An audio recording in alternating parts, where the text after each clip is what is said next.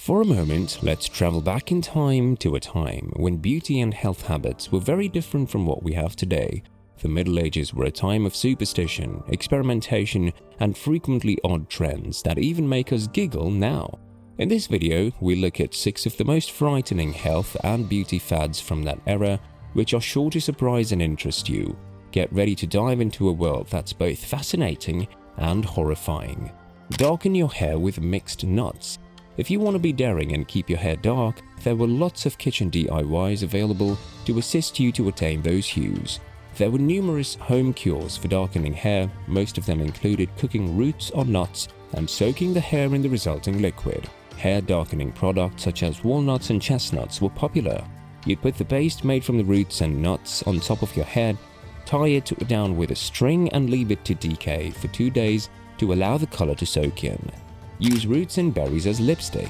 At that time, laws were enacted to frighten women into not wearing cosmetics.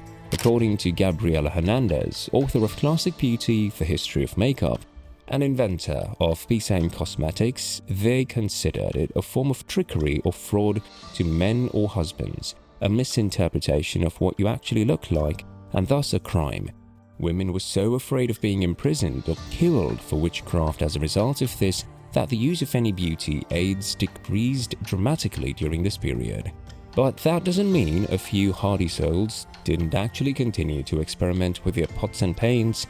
The color was traditionally added by the use of roots and flowers. Berries, beets, and the alkanet root were among the ingredients used.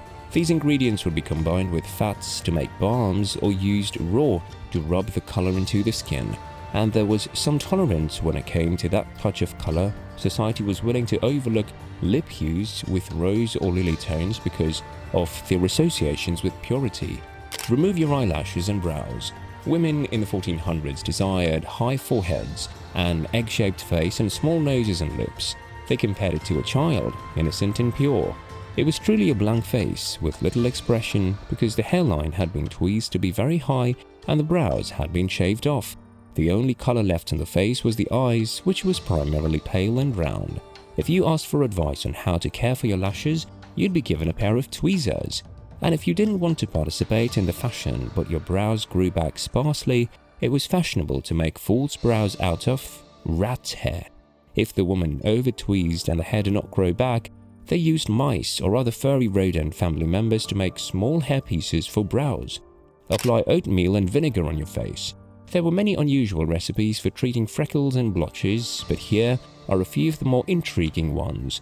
You might fill a wooden bowl with bull or hare blood and use it as a face mask, giving off evil queen vibes. If the sight of blood made you uncomfortable, you may gather willow tree water to combat any skin discoloration. To make it work, you had to wait until the tree flowered before slitting the bark to collect the water. Then you cooked it in wine and drank as much as you wanted.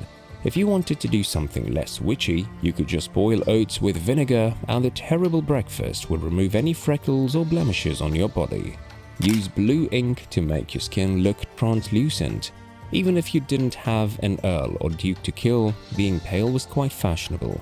So much so that some ladies would go as far as to use blue ink to make their skin appear paper thin and translucent. Because the dresses of the time exposed the chest and bosom, drawing blue veins onto the skin was a common practice.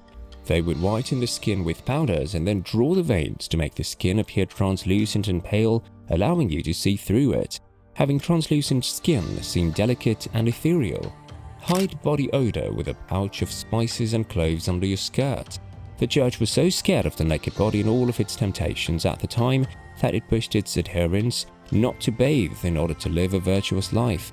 People had to come up with ingenious workarounds to keep their body pong at bay after it became the ordinary practice to go without soap for months at a time. The widespread use of perfumes and aromatic spices is due to the fact that people did not bathe very often in the past. To keep odors at bay, they would hang pomanders or dried oranges stabbed with cloves on the dress skirts. Fragrant spice sachets would be tucked into various places throughout the body, including the bosom, underarms, and skirts. There were even extra cloth pieces that could be removed after becoming wet in sweat under the armpits of expensive ball gowns. So that was all for the video, and thank you for watching. While these fads may appear ridiculous to us now, they provide insight into the cultural and historical backdrop of the period. If you enjoyed this video, please like, comment and subscribe to our channel for more great material.